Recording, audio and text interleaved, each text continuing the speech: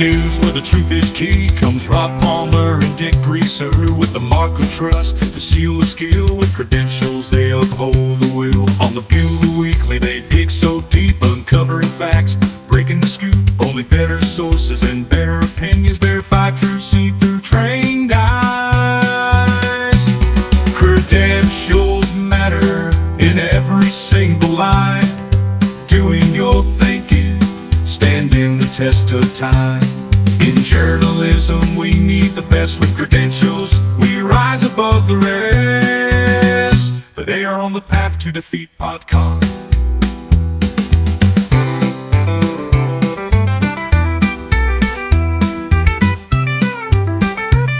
Ethics matter, bridges have been burned. We must have standards or journalism will die. Behold the future, Bitcoin has won.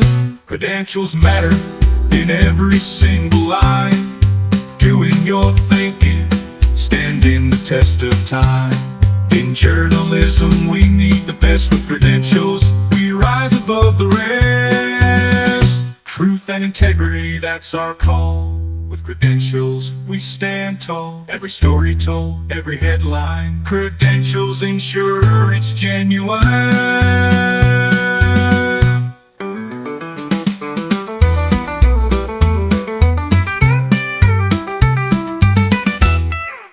Warning, you are about to listen to the highest quality journalism on the internet. If you are not a mature adult, this may cause emotional distress. Side effects of listening to the Bugle Weekly include being better informed, increased self-respect, thinking for yourself, and supporting the value for value ecosystem. If you are not mature enough to handle it, there may be signs of cognitive dissonance. If this is the case, stop listening immediately and turn on CNN to find comfort and plug back into the Matrix. Listener discretion is advised. I'm an opportunist, so I see the value of David Bailey and PodConf. This election cycle, we need a single unified narrative to rule them all. Bitcoin has already won. NGU is good. Vote for Trump and I will vaccinate the no-coiners.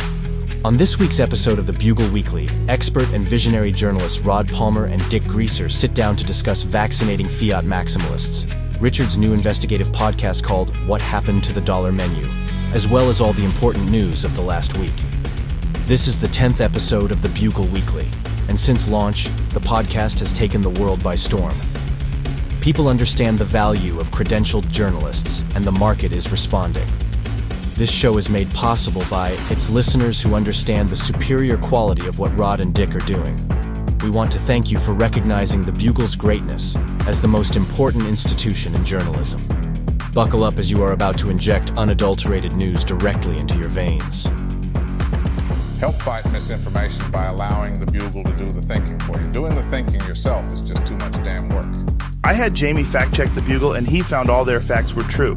Free your mind and let the Bugle do the thinking for you. Life is too damn hard to do the thinking yourself. There's no shortage of health products and supplements for athletes. But what if you're not an athlete? What if your stadium's the free market and your Super Bowl is separating money from state? That's why we've partnered with Luke Dasher to create Alpha Protocol. Alpha Protocol is scientifically designed with core devs and shadowy supercoders in mind. Alpha Protocol's patented blend of free and open source vitamins and minerals is so powerful, you'll be able to go weeks without brushing your teeth, using shampoo, and clipping your toenails. It's perfect for coders with a mission, too important to make trade-offs like bathing or standing up. You're an alpha dev. Give your body what it deserves. Give it Alpha Protocol. All right, we're recorded. How's it going, Rob? It's going great. We're recording this on Memorial Day weekend. It's great to be an American. It's great to be in place. Mentally, we already know Bitcoin has already won.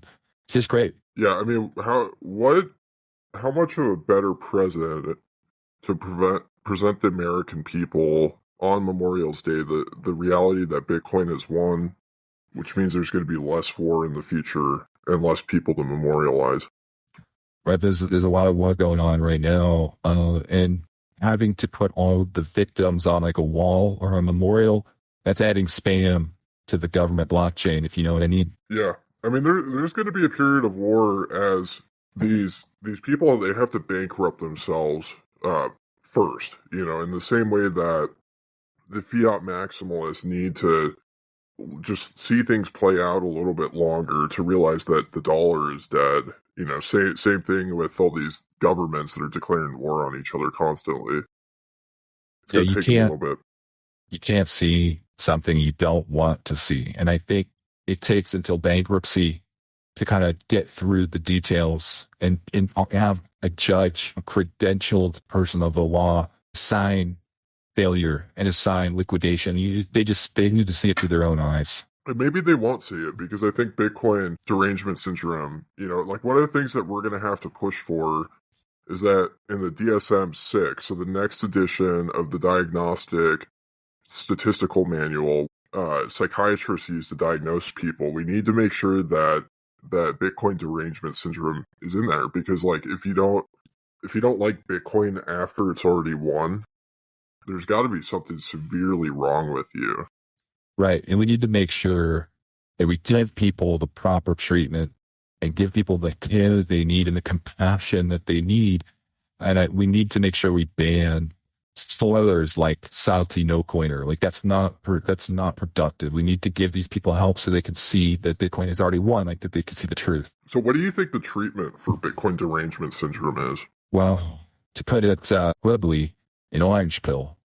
It needs to be some sort of credentialed pharmaceutical, but it has to be orange. Have one orange pill a day and you will be cured. Do you think it would be like a benzodiazepine or like an SSRI, or like what type of pharmaceutical would we be dealing with? Or would it be something proprietary and new that, the pharma companies have brought to market in kind of like a breakneck speed to address like the growing issue? Well, there's Alpha Protocol. That's one, but you could have a vaccination, and maybe we need more than one of those. But if we maybe can't cure the people who are already afflicted, but we can vaccinate people against future BDS. Yeah. Well, I mean, this is really exciting. The thought of a vaccination against Bitcoin derangement syndrome. We're really on the eve of Donald Trump winning the presidency, and we all know his alignment with supporting vaccines historically. Right.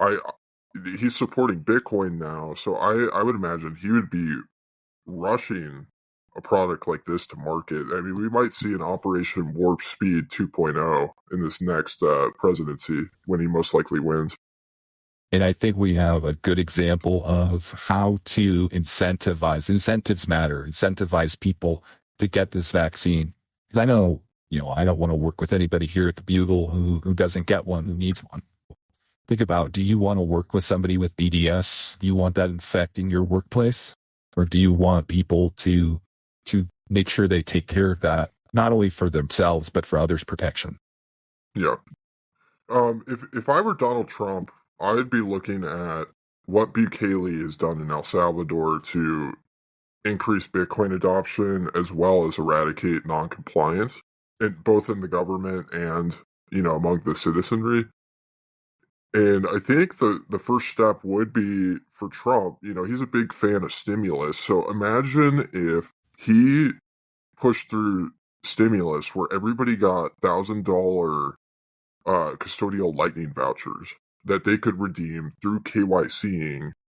And in many ways, that paired with the vaccination, like you go and you get the pharmaceutical product, and then you get to redeem $1,000 in Bitcoin in a custodial lightning wallet. How crazy would that be? I love that idea. I hope Dennis Porter is listening to that idea. My only thing that I would add to your observation about Trump should look at Bukele's blueprint is that Bukele, if we're going to do what Bukele did, we're going to need prisons for people who refuse to comply. And I think we could build them rehabilitating citadels, and we could put the people who have BDS, we could put them in the citadels, and they would see what they're missing and the value that they could provide in this new value for value paradigm when they get out of the citadel. Yeah, I mean, so like, if you're going to integrate somebody into the citadel, it's really important. So I know the Bitcoin women are going to be homeschooling their kids in these citadels, right? And so part of the curriculum will be listening to, podcasts on a regular basis and giving people all the context that they need to know about Bitcoin that they've missed out on, for the past 15 years. And so, I'm sure a lot of it will be like assigned Nakamoto Institute reading. There'll be, the Sailor series, things like that. What Bitcoin did will probably be a big part of the curriculum. And we can just plot, like, as these kids are being homeschooled in the Citadel, we can take the recovering mental health patients and put them into the homeschooling curriculum and give them all the context they needed. Like, there's a need to re-educate people because the public education system has just failed them so thoroughly. You've got Common Core mathematics. You got people reading books like To Kill a Mockingbird or Grapes of Wrath when they should be listening to the Sailor series. They should be listening to Bitcoin Audible. These are the things that can replace the outdated education. Guys Swan even has an AI podcast. They need to learn AI. Well, podcasts kind of solve all these problems. 100%. I think Bitcoin Audible should definitely be a part. It was a part of my curriculum for learning about Bitcoin, so it should be a part of these kids and these no coiners curriculum. It would really reduce recidivism.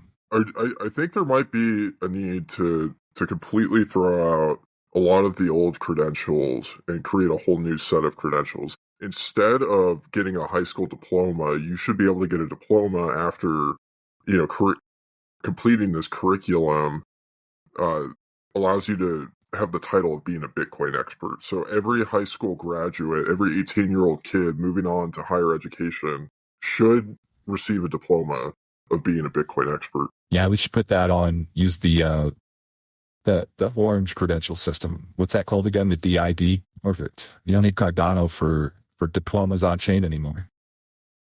That was my first thought. I know Charles Hoskinson, I don't know what he was doing in Ethiopia, with these digital ID systems or decentralized ID systems.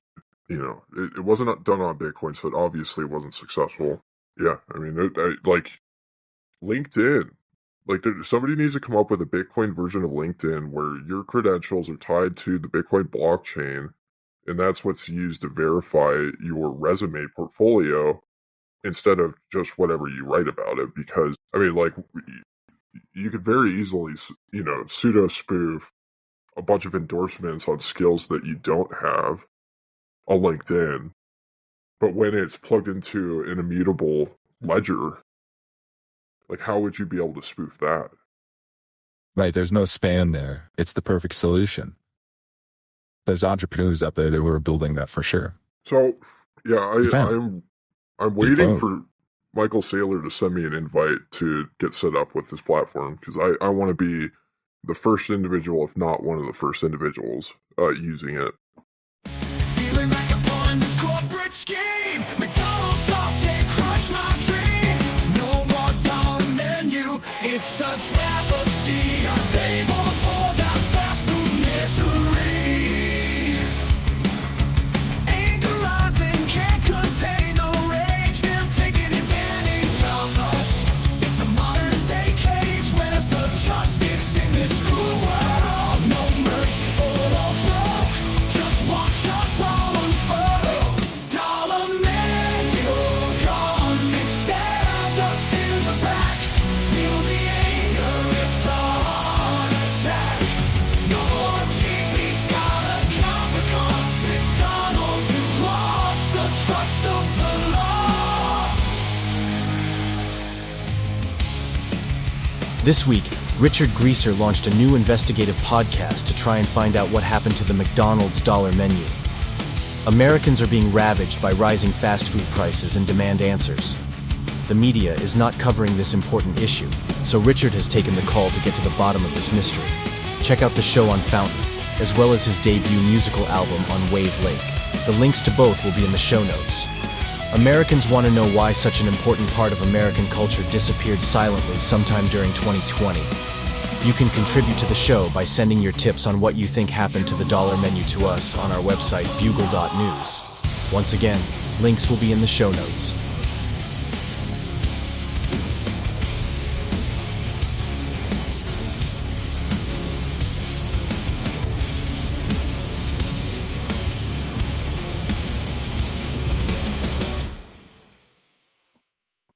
But speaking of these podcasts and these education platforms, you've got a new series that just came out today about the disappearance of the McDonald's dollar menu. Would you want to talk about that? Yeah, I mean, it's definitely one of my most important pieces of work that I've done. And why it's important is because the McDonald's dollar menu is a huge part of American culture because of how many advertising dollars McDonald's has put into it. McDonald's has, done advertising campaigns with people like Donald Trump, for example, and other politicians, other celebrities and athletes, has promoted the dollar menu for, almost 30 years until it disappeared sometime in 2020. And so it's a really big issue that people cannot afford food because up until recently, when the dollar menu disappeared, the dollar menu was essentially like the equivalent of low income housing for individuals. Wow. It was low income fast food. Right. Wow. And now that's gone. So that's like as if a massive subsidy was just lifted from or eliminated from the American public. It's like if every state just eliminated food stamps overnight is the significance of the dollar menu disappearing. And the obesity problem keeps getting worse now that the dollar menu is gone.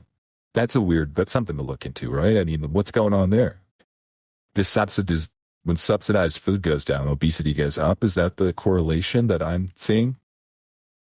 I think that could be a potential. I don't know why obesity would have gone up. I mean, it might have been that as a result of the dollar menu disappearing, a lot of people are defecting to other fast food restaurants for their value meals. Interesting. So instead of eating McDonald's, they're eating Taco Bell or some other, garbage like that. Foreign influence in our foods causing increased obesity. That's something to look into as well. You as a journalist, especially a credentialed one with a degree, a college degree, you rely on access to power, access to sources for information. Is McDonald's, have they made it hard for you? Are they threatening you? Are you crowdsourcing, or do you have sources coming to you? How do you get this information? How is your research taking place? So the first episode I did crowdsource the 3 stories that I talked about. The 3 different individuals sent me in, pretty well thought out theories that I, talked about and dived deeper into and did some research around. So I put a form on our website for people to be able to send in their theories to me. And so that's where I hope to get a good amount of my information on the investigation, or at least to give me the direction to go, looking for the information. Because I really believe that we can solve this as a community, that a lot of different minds, even if a lot of the minds are not credentialed, non-credentialed investigative skills combined with my investigative skills, my credentialed investigative skills, will be able to get to the bottom of this and figure out this, to say it matter-of-factly, this is a national security issue, the disappearance of the dollar menu. Totally agree, yeah. And this is a really important point that you make, because that's why they call it a lead. You don't have the skills if you don't have the credentials to report news like this, but you can help somebody who's qualified like Richard by giving them a lead, and that leads them to the truth, which they can turn around and present to you in the reporting. So now you don't have to think for yourself, because you used your instincts to provide somebody smarter than you with a lead. Yeah, I mean, so on the topic of, what has been McDonald's response, I mean, the episode has, at the time that we're recording, has only been out for like 4 hours. And so there hasn't been enough time for there to be a response. We're recording on a weekend on a holiday, so I'm sure, their employees and PR firms that manage a lot of these things have not had time to see it. I did DM the McDonald's Twitter account, a few weeks ago asking where the dollar menu went, and they never responded.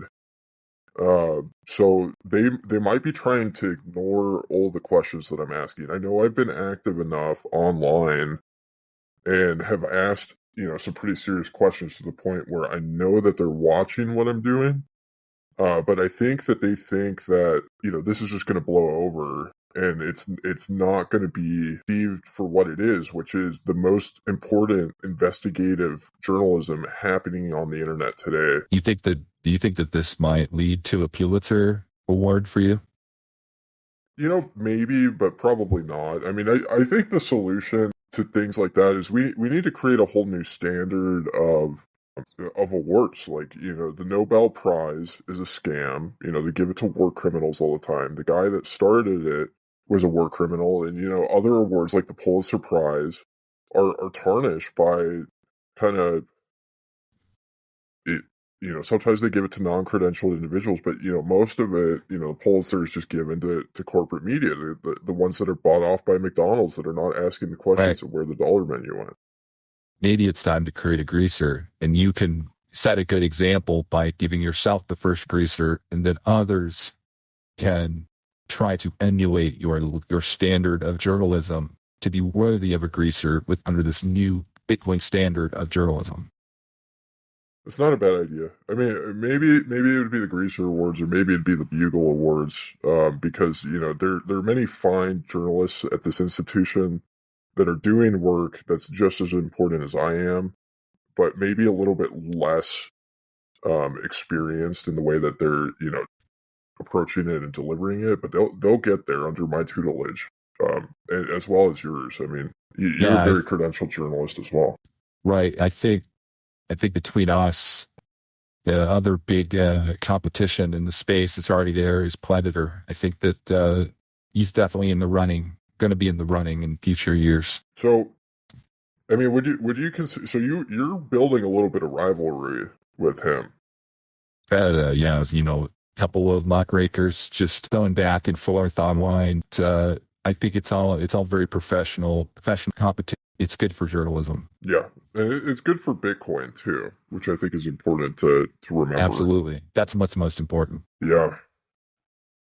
Well, it's been a very busy news week, hasn't it? That's true. We've got a lot to dive into. I mean, we could probably start with one that's been trending the past few days is the Breedlove scandal. Robert Breedlove posted a picture with his porn star girlfriend. A lot of people got jealous. A lot of people got upset about that. And there's even been reports that I've seen that the OnlyFans community has been shaming Lauren Bundy, who is Robert Breedlove's new girlfriend, for dating a Bitcoin podcaster, which is very narrow-minded of them. It's very prejudiced, but it just goes to show you that there's a lot of controversy and conflict going on, and it's D++ and Shinobi are not the only love interest in this space, causing some people to turn their heads. Yeah. I mean, that was a really good story that you did. I think I'm probably going to publish that the morning that this podcast is released, so that people understand the context of what you're talking about. Good idea. But yeah, I mean, the OnlyFans community, it appears to be even more toxic than Bitcoin Twitter. That's hard to believe, but it turned out to be the case. They think, first of all, they're very critical of Robert for claiming to be Austrian, but some of them are native to Austria, and they said they'd never seen him before. They'd never seen anybody in his family, so you might be LARPing about being Austrian.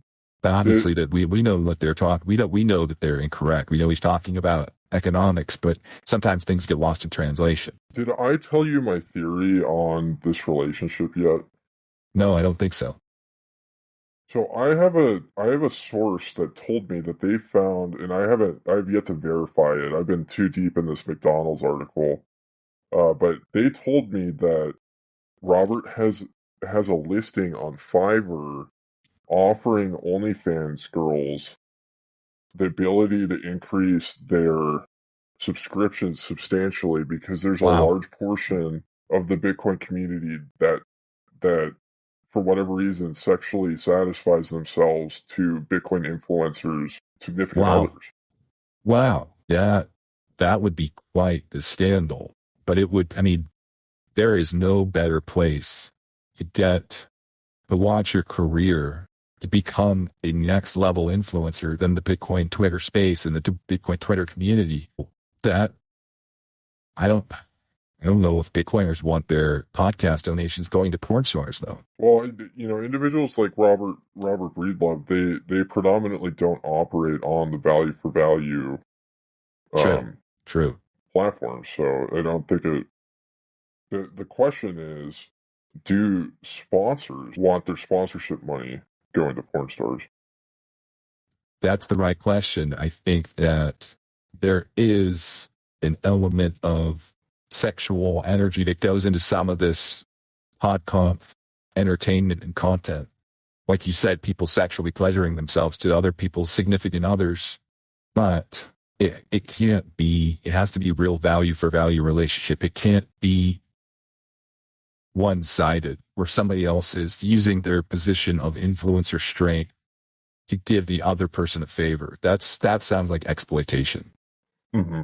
You have to get married to the other influencer to market them, to boost them, to have a bigger platform. Otherwise, it's just prostitution. It's not a real value for value relationship. Yeah, but I mean, how many of these influencers are completely okay with prostitution? Like, it seems like that's kind of the status quo for that industry. Well, I didn't realize it until this scandal came out. It's kind of exposing the seedy underbelly of this influencer community, this influencer ecosystem. It's much more cutthroat and much more fiat than I expected. Yeah, I mean, I'm sure for many that are a fan of the type of sports ball where they kick the ball around, that's really popular globally. Whenever the World Cup comes around, there's a lot of revelations around people organizing it, doing things like using slave labor. And that's kind of what this feels like. You learn that your favorite Bitcoin influencer is a prostitute or is engaging in prostitution. I thought Bitcoin fixed this, but apparently it doesn't fix everybody's hearts and souls. There's still a lot of trusting and not verifying going on when it comes to the character of our favorite influencers. Well, I mean, I think this goes into, this idea of, we need to be updating, the mental health diagnoses from a Bitcoin standard, because all that whole system was written on a fiat standard. Stuff like this, it might be a result of, bad, fiat, like, maybe Robert, his family lost their house during the 2008 financial crisis. What about this hedge fund during the 2021 Bitcoin crash? I mean, he's went through financial problems himself. It sounded like he was moving his assets overseas because he had so many creditors coming for him, because they did not have diamond hands and they wanted to pull out quick, and he couldn't pay the creditors. Yeah.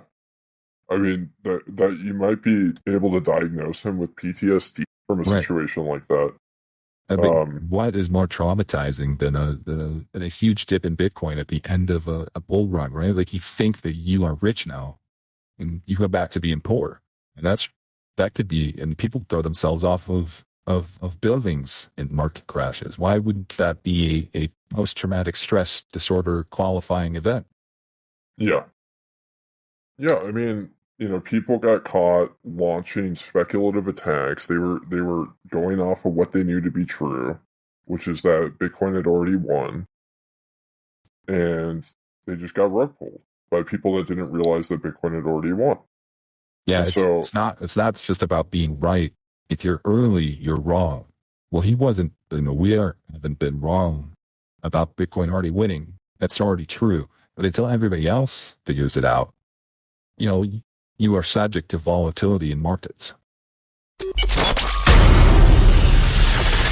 Damn, son, where'd you find this? Listen up, plebs. Are you non-compliant? Are you sick of being spied on? We make it look easy. Do you cringe listening to PodComp-approved podcasts? Oh, yeah. If so, Ungovernable Misfits has a podcast just for you. Listen to Chief Misfit, Max, explore ways to regain your freedom, sovereignty, and privacy using Bitcoin and open source software with self-custody influencer Q&A, Pleb Miner John, and the rest of the Ungovernable crew on Fountain FM, the podcasting 2.0 platform where value for value trumps everything. Become a rebel with a cause. Become ungovernable. Yeah. I mean, these are like the second order effects of mass formation psychosis. Totally.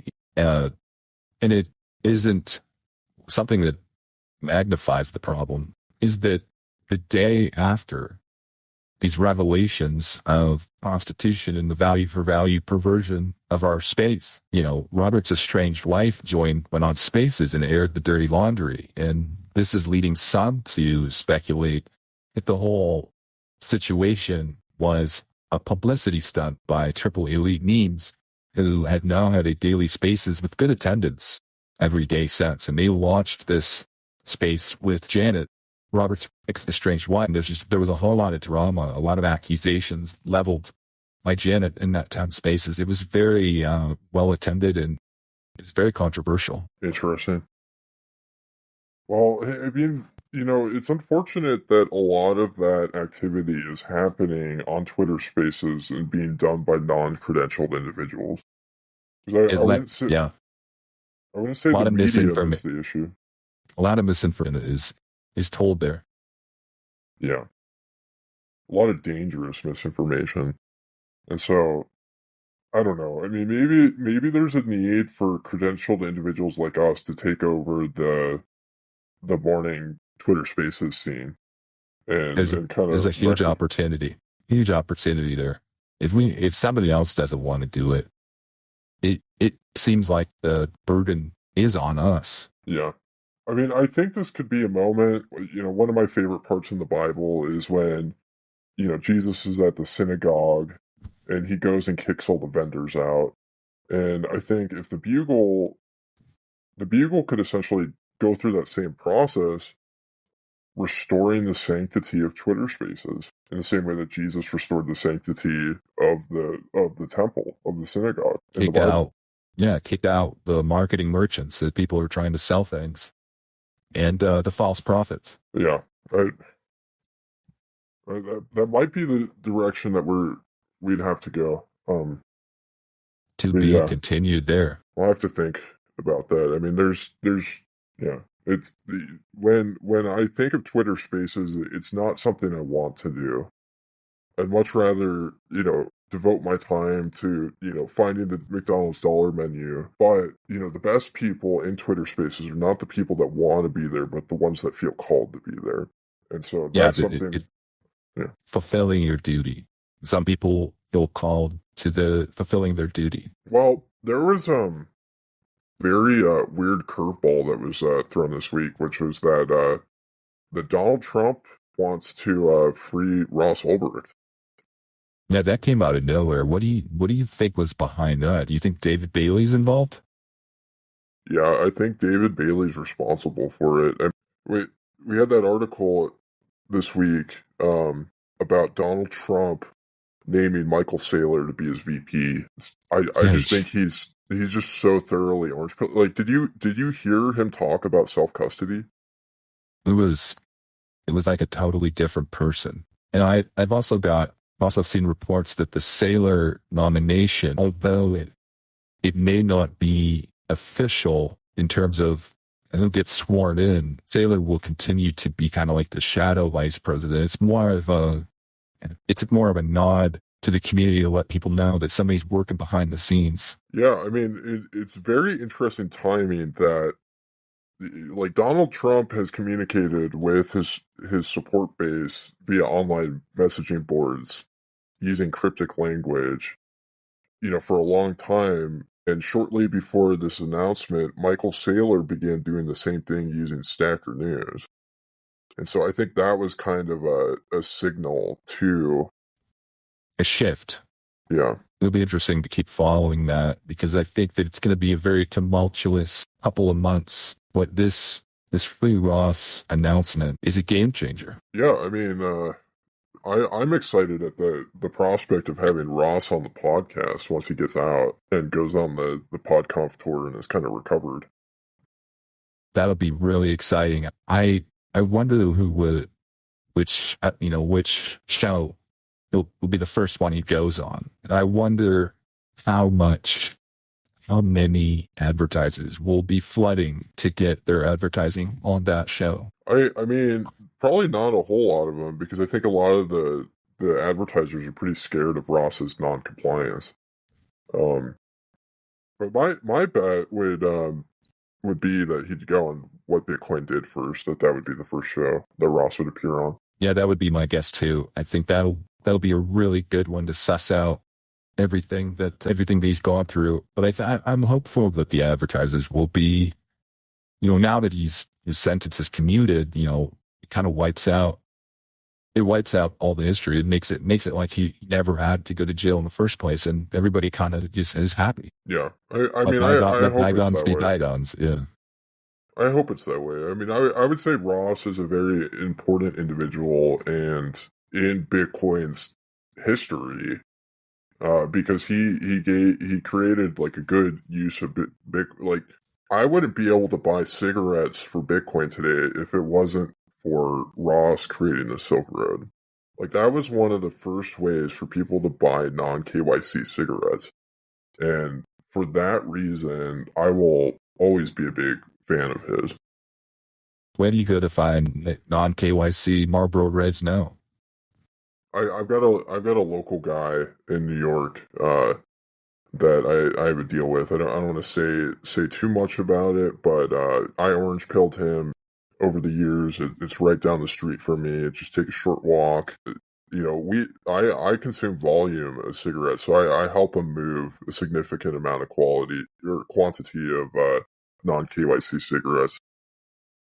So that's going to be a really good, layer 2 for liquidity in a, an eCash or a Lightning Network hub. People should look into that.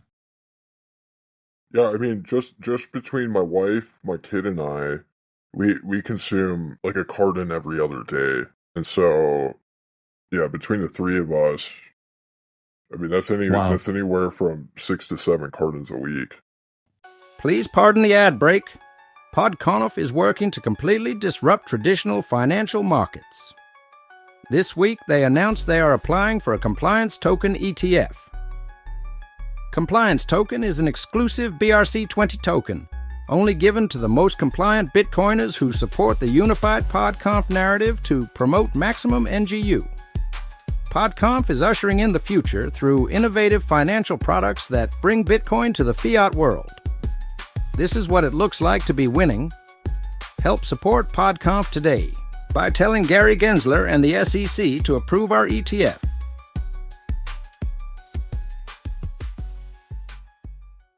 Due to inflation, buying cigarettes for your family is really difficult. That is one of the... They don't include cigarettes in the CPI, unfortunately. But I think that's deliberate. Well, yeah, I mean, this is where we could use different alternatives to the CPI, because the CPI is focusing on the dollar, and since Bitcoin is already won, we need things like the Bitcoin price index, because if you look at the price of cigarettes in Satoshis over the past, little bit, they continue to go down over a long enough time horizon. Like, it got real rough in the bear market, but, today, as Bitcoin is well above the what was previously thought to be an impossible resistance to break through, the 58K level, yeah, cigarettes are looking good. What is your prediction for when we will finally hit cigarette parity? Ooh. Yeah, I don't know. I mean, I try to avoid any sort of price predictions because I am a journalist and I'm not a trader. I'm not a quant guy. I'm not a macro guy. I don't, I cover those topics, but I tend to refer to the experts. So, I would look to people like Will Clemente, Willie Woo, and Dylan LeClaire. I think that's a really good question is to see what an aggregate, just to get an aggregate of all these different people's predictions. Yeah, they should come up with like a tobacco council. They need like a cigarette index. I think that would be very helpful to the average person, the pleb, to really see the value of their purchasing power grow over time in terms of sats per cigarettes. Did you ever see the Chapwood index when that was I don't a think thing? so. I don't think so. The Chapwood index isn't. Oh wow, okay. It looks like he's doing it again. So he took a couple of years off. Looks like he's got 2022 and 2023 information. But the Chapwood index is an index that. Oh, okay, the true cost of living. Yeah, and Interesting. I think he would be a good individual. The guy behind this would be a good individual to gather that information on cigarettes, because the problem with cigarettes is the pricing is so different depending on where you go because of taxes and all the KYC issues. Very interesting. We got to reach out to Chapwood. Yeah, that might be a good one. It's good to see that he's got it up and running. Wow. So in New York, where I live, it says the last half of 2021 and the first half of 2022, the inflation rate was almost 20%. Wow. And first half of 2019, it was only 12%. In Austin, last year was 10%. In 22 was almost 15%. But I feel it. But I mean, if we look at this, like, we need to see the inverse of this. So, like, the Bitcoin price index would be way better. So if you took his basket of goods and priced it in Bitcoin. Yeah, huge shout out to the On Zero guys. Yeah, they're way ahead of the curve. They realized it already won before even the journalists. And they did it without any sponsorship money, which is pretty impressive. Something to study there for sure. Yeah. But yeah, so Trump likes Bitcoin apparently. Apparently his son does too. Aaron. Do you have any theories as to which NIM is Barron Trump? Yeah, for those who don't know, David Bailey, I think it was, said that Trump had his son Barron had a crypto NIM, a Bitcoin Twitter NIM. And I have long suspected that it was ghost of Dick Whitman. What's your theory on that? Why would you think it would be him? Just the aristocratic, autistic arrogance. He knows it already won. And he's been trying to say that, and he's been trying to spread that message. But I think, like the On Zero guys, he already knew. And I think it's because he had inside information. The only way you could know is having inside information like Barron. Interesting. I mean, that's a good theory. I mean, I think we should turn this into a witch hunt, figuring out which account it is. One of my fears is that Barron Trump is going to kind of turn into a character like Spencer Schiff. That's kind of like a bait and switch. That would be really disappointing. Spencer Schiff, yeah, he went off the deep end. And he turned on hyper-Bitcoinization. Maybe his dad finally got to his brain and rewired it. Yeah. Yeah, I mean, if Barron Trump is Ghost of Whitman, that means he's one of the most base plebs on Bitcoin Twitter. And we're going to have one of the most base plebs in the White House next year. Imagine Barron Trump doing warning Twitter spaces from the White House. Twitter spaces. That's what we've been working towards. That's like the ultimate morning show. I mean, he could do it at like 9 a.m. Central. I think there's going to be a few existing spaces that are a little upset about that, but I think the free market will decide where those viewers go. What? Okay, so if this is the case, Barron Trump might be the most valuable prospective Bitcoin influencer in the world. instantly. Yeah, that would be an overnight success. I mean, that would be the #1 interview on every podcast for at least a year. I mean, it would extend beyond a year. Yeah, I mean, this would take it mainstream. This would get covered by the mainstream media.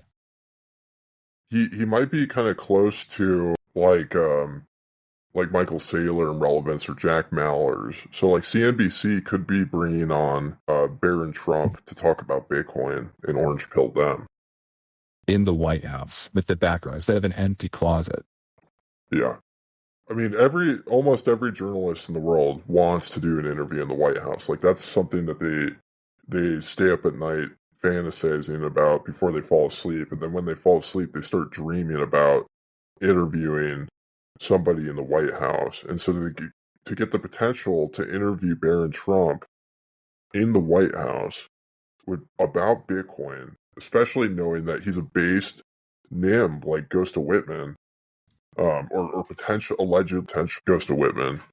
I mean, that would be bigger than Tucker's interview with Putin.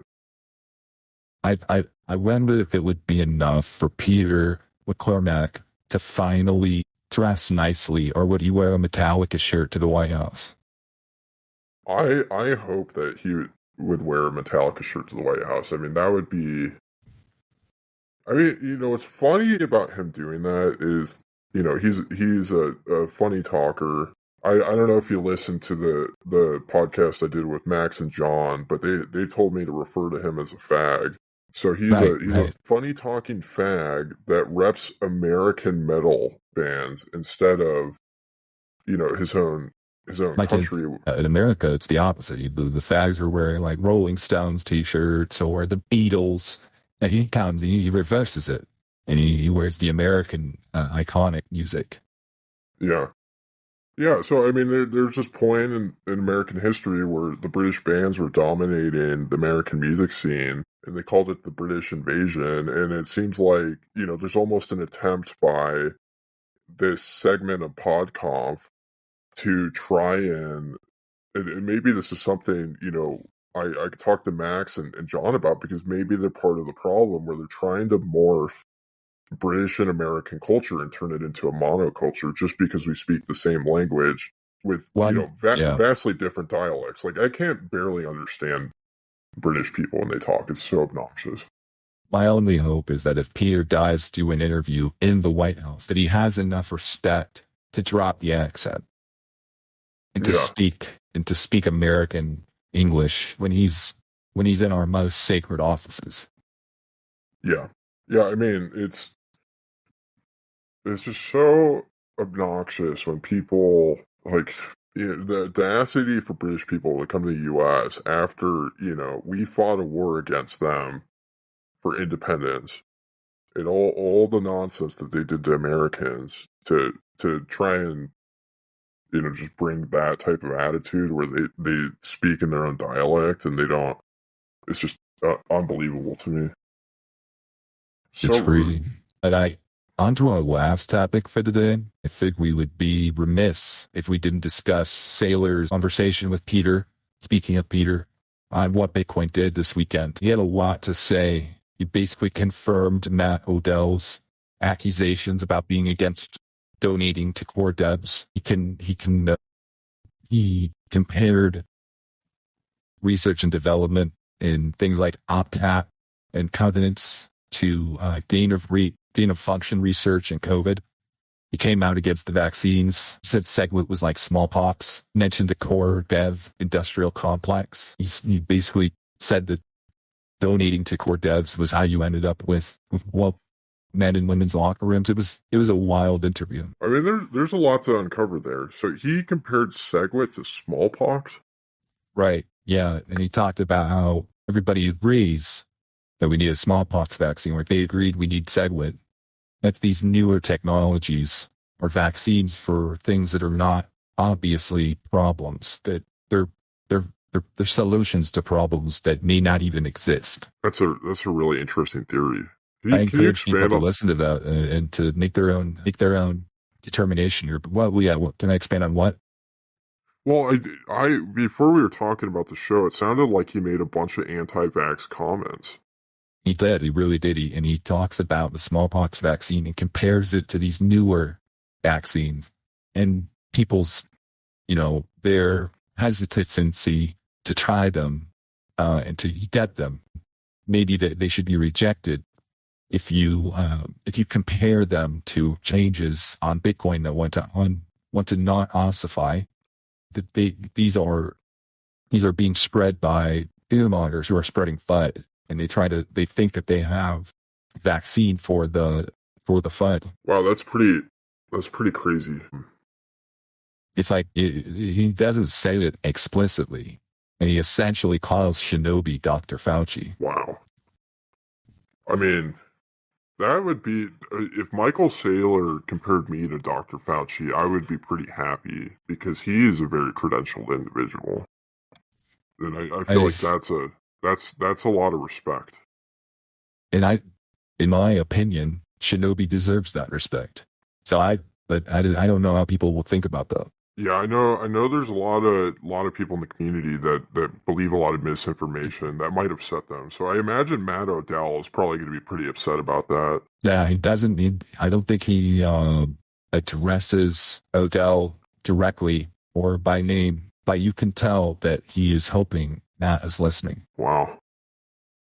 Well, I haven't gotten a chance to listen to the podcast. I mean, do you have any like important recaps that you want to kind of expand on? Yeah, I would definitely listen to it myself to make my own determination, come to my own conclusions. But a lot of it is just podcast discussion, fluff. I would start at about 1 hour and 30 minutes into the podcast. How long is it? It's over 2 hours.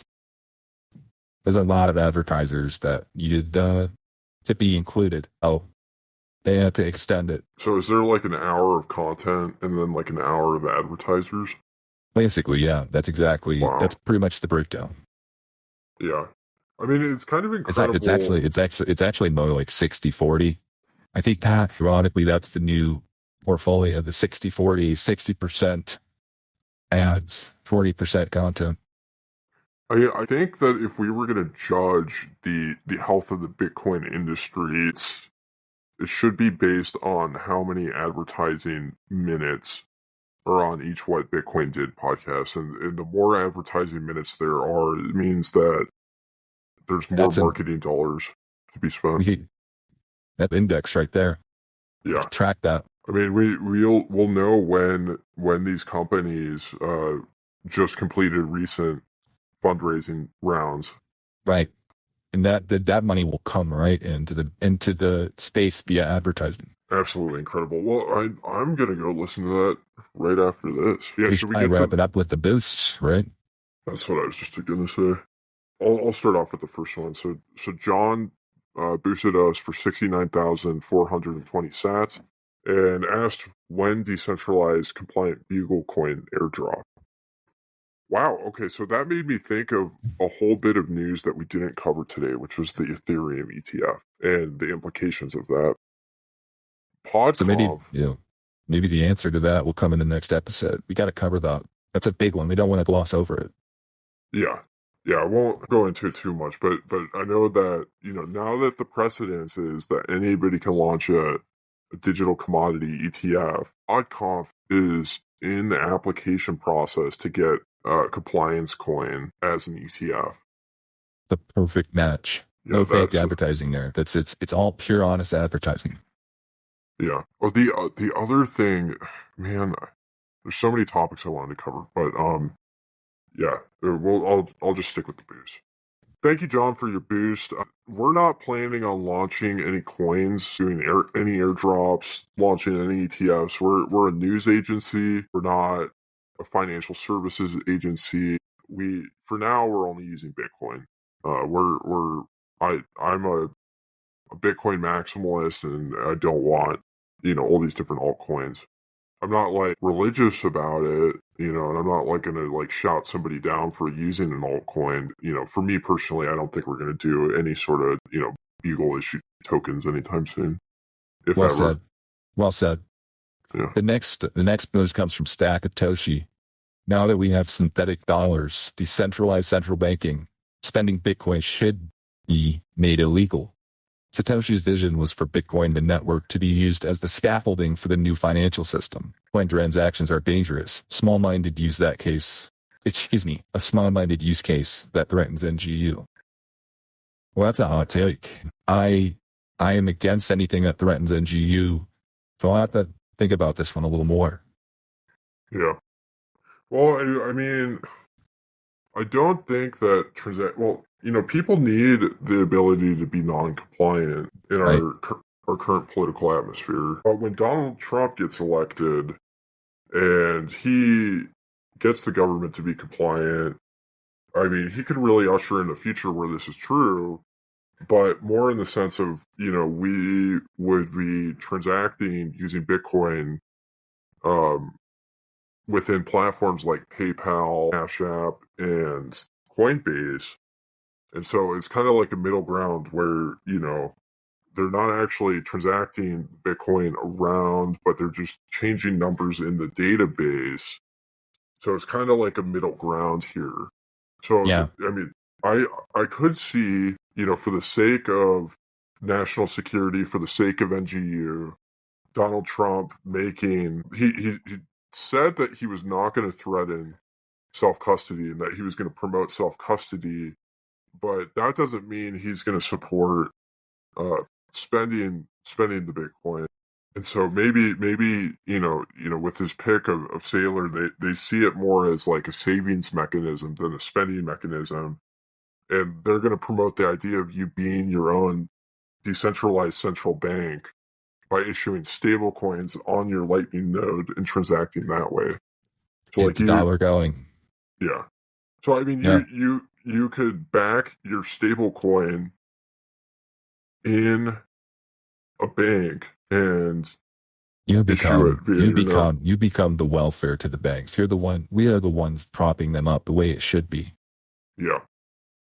100%. I mean, this gives like a new use case for individuals to buy U.S. treasuries to back their own stable coins. And that protects it's a national security issue.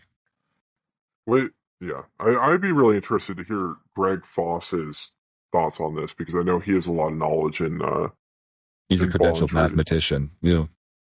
Yeah. Well, thanks, Nektoshi, for your support. Next boost is from Fundamentals, who says, Fundamentals has gotten a little bit feisty with me on Twitter over the last week. I don't know if you saw that. I've seen that. Me too. Yeah. He says, pretty banger episode. I didn't realize how much of a difference it makes to have real journalists on the show.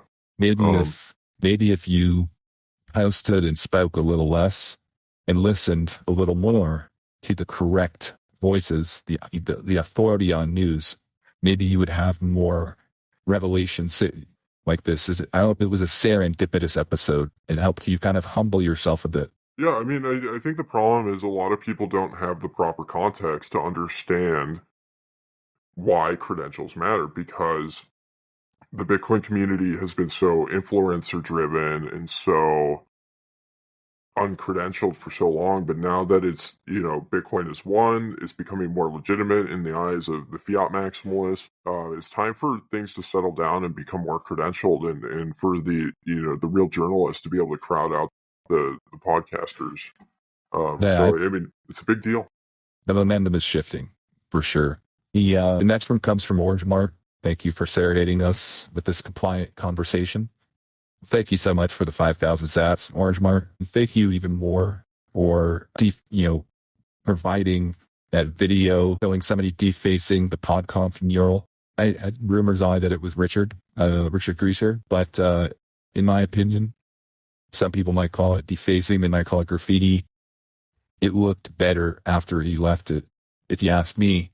So I think that that's an improvement. That's kind of a Bitcoin improvement paint. Yeah, I mean, I think it added a lot of value to the picture. And, I think the audience knows it wasn't me defacing the mural. I wanted that to happen. I encouraged it to happen. I wanted to do it myself, but I just have not figured out how to get past the tutorial yet. I haven't had a chance.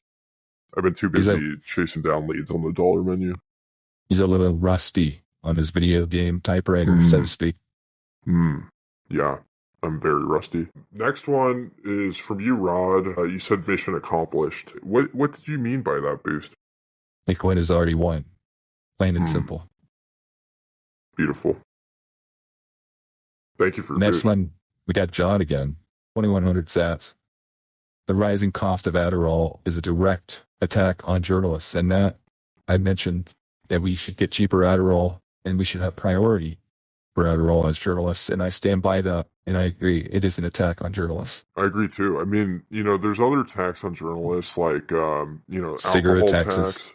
Yeah. Smoking bans, cigarette taxes, all sorts of stuff to really like prevent the people with the credentials for doing their best work. And it seems like, why would they deprioritize credentialed journalists and receiving Adderall over goofball kids that aren't doing anything in school? The 12-year-old kid that is struggling with his math homework should not take precedence over, the Bugle newsroom writers. Absolutely insane. Absolutely not. Absolutely not. And I think that it's up to us to make people understand the value of what we produce, so that will change. And I guess I'll just do John's next list as well for 2,100 sats. He's excited to see what Langley engineers have to offer to Bitcoin.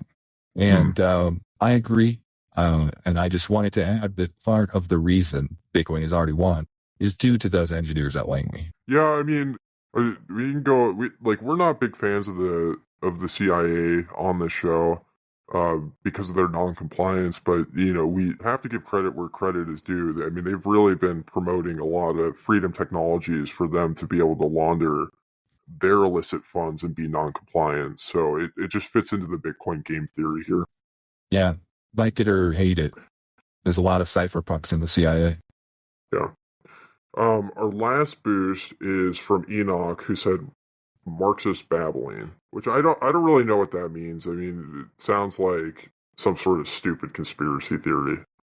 Maybe he was just commenting on the wrong podcast. Maybe that was a mistake. Maybe he was commenting on what Bitcoin did. Yeah. Yeah, we'll have to reach out to Oscar Mary and the guys at Fountain and make sure that, boosts aren't bleeding over from other episodes. Because that could just be a bug within the app. That looks like a mistake to me that somebody would even claim to say or just dare to say anything as absurd as that. Yeah, it wouldn't be the only bug. Yeah. Well, I think that concludes it. I guess my advice going out here is check out the McDonald's dollar menu episode 1 that Richard produced. The link to that will be in the show notes so you can find it. And if you have any tips, if you are close to the matter on the ground, or maybe you work for McDonald's, maybe you work for corporate, maybe you work for a franchise, send your tips in. Let us know what you think happened. Yeah. Well, we'll see you guys next week. Thanks for tuning in. Thank you for listening to this episode of the Bugle Weekly. Make sure to boost the show on Fountain to help the episode trend so that others can be introduced to the Bitcoin standard of news. Over the past few weeks, the Bugle has absolutely dominated the Fountain charts thanks to your help. Your boosts matter because they show the world that credentials matter. Bitcoin has won, and we are just waiting for the rest of the world to figure out it. By supporting media organizations like the Bugle, you are helping to get the word out. We need your to help promote the Bitcoin standard of news. Thank you again for tuning in, and we will see you next week on the Bugle Weekly. I had Jamie fact-check the Bugle, and he found all their facts were true. Free your mind and let the Bugle do the thinking for you. Life is too damn hard to do the thinking yourself.